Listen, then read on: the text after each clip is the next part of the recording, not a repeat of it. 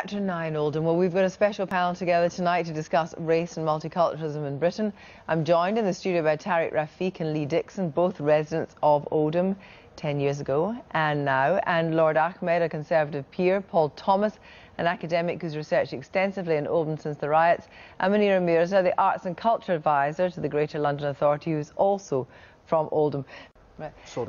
Lord Ahmed, here we are, and we're at a junction where David Cameron is saying that really, there's a problem with multiculturalism and there has to be cohesion. And here we have a government which has followed on from the last government's position of encouraging faith schools. Isn't there an irony there that actually by encouraging faith schools and free schools, what you're encouraging is more separation? Well, I think, first of all, let's put it into context, the basis of why the riots happened. I think the point's been made about economic deprivation, social mobility, and education is a key way of addressing it. Absolutely. And if you look at faith schools, let's look at it, again, from a historical perspective.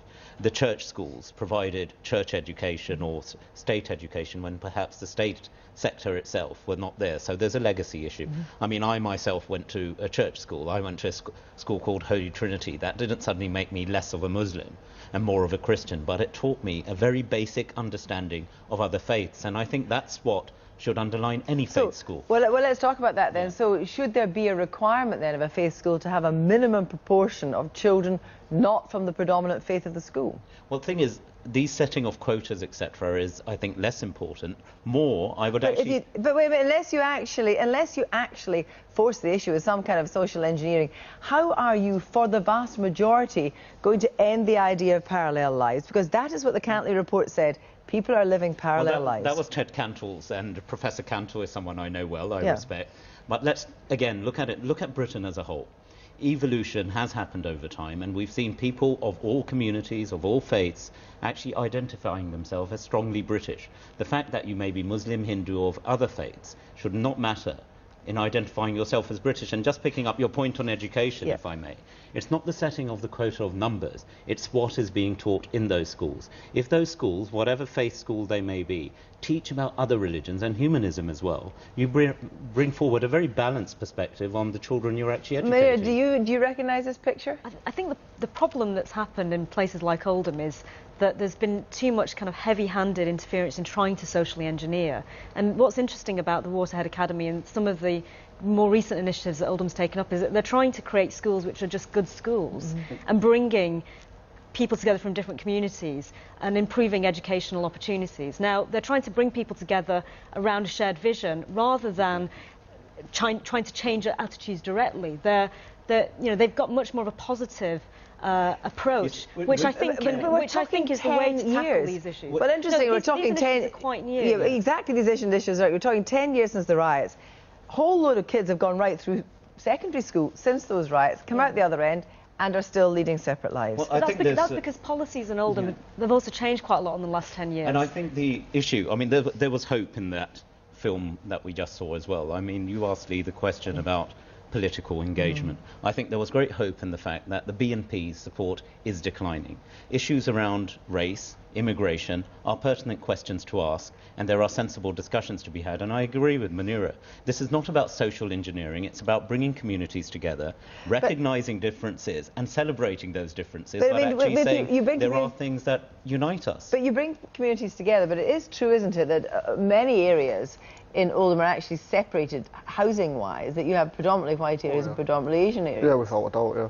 And what do you think of the idea of actually that if there was more mixing in a community in terms of living side by side, that would organically mean change? Obviously it would, that'd help a lot, but I think it's too late for that, I think, because it's already gone past the stage where people know the boundaries. So there's no... But there's also this thing about bringing two communities together. I mean, if you're a neighbour and you have, say, an Asian neighbour, I think one of the best things you can actually do is extend the hands both ways. And if you come together that way, and the onus is on all communities to do just that. Paul, it doesn't happen, does it?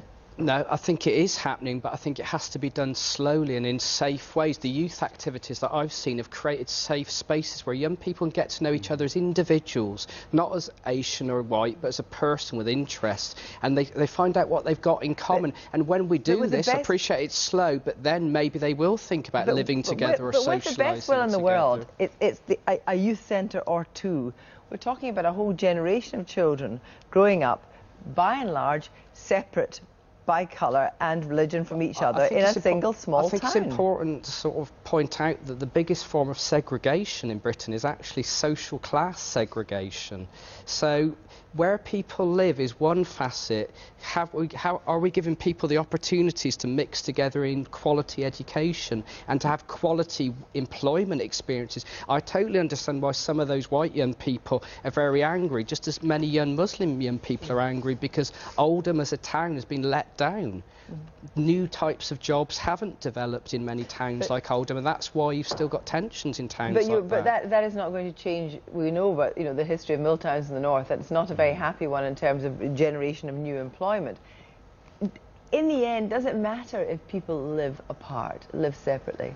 I don't think it really matters too much. I mean, you can't force people to live together. I think change will happen. It's happening not at the pace in terms of what people want, but I think the change is happening, that transition is taking place. We can't force people to live together. Like I said before, you can't expect people to live in totally white Asian areas or totally white areas. I think that change is going to happen slowly but surely, and evidence of that is already starting to happen. But of course, multiculturalism isn't antithetical to social cohesion, is it? I mean, do you believe actually that multiculturalism will survive as a policy? I think it will survive. No, I think you have to make a distinction between multiculturalism as a kind of lived reality, the fact that Britain is a diverse place, there are lots of cultures, migrants. I mean, that's a very positive thing. I'm very pleased about that. I want to live in that kind of country. But then there's state multiculturalism, which is the policies, the practices, the emphasis on difference, the institutionalising of community groups, unelected community so in fact, leaders, you actually don't want to see that things like policy that has a particular pot of money for one ethnic group as opposed to a particular pot of money to another ethnic group. And in a sense, that did happen in Oldham before the riots. That was one of the triggers to the tension. And I do think it's an issue that there are parts of the country where people just don't want to go into other areas, that they don't want to send their children to schools with other ethnicities, and so that it's not to underplay that problem. Do you think that white working class people feel discriminated against now? Yeah, definitely. Without a doubt, to be honest. They see it as one area of Oldham getting preferential treatment to another area. And can you actually see that actually physically buildings or initiatives don't happen in your area? Before the riots and probably afterwards, yeah, you can see it just by examples of like football pitches, children's play areas, schools, new housing development, stuff like that. But it is a desperate situation, isn't it, where people feel dispossessed, that they don't feel comfortable in their own towns? Yeah, I think that the broader national picture is important, because you can't just blame Oldham Council or the agencies that are in a single town for what's happening. There is a broader narrative about inequality in this country, which is still framed in terms of race. We need to talk about social class as well, and poverty. Out of date. Things have changed a huge amount. Economic and social mobility are the key factors. Thank you all very much indeed.